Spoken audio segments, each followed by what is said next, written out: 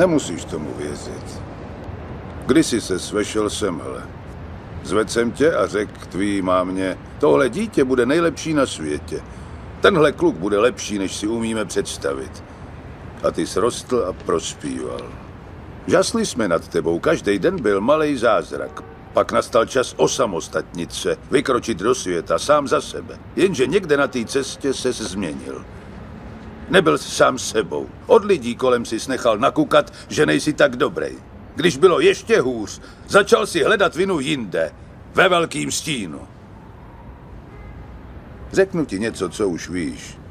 Svět není jen samý slunce a duha, je to hodně zlý a drsný místo. A i když jsi sebesilnější, srazí tě na kolena a nechá tě klečet, když to připustíš. Nikdo nerozdává tak tvrdý rány jako život. Ale nejde o to, jak inkasuješ. Tady jde o to, kolik ran uneseš a přesto se znovu zvedneš. Kolik ran dokážeš přijmout a nezastaví tě.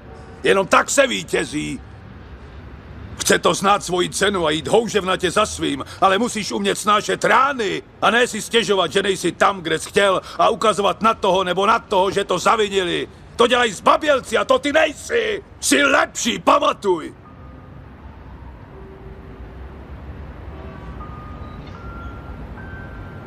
Já tě budu mít vždycky rád. Ať se stane cokoliv. Jsi můj syn, moje krev. Jsi to nejlepší, co v životě mám. Ale dokud nebudeš věřit sám v sebe, budeš živořit. Nezapomeň navštívit mámu.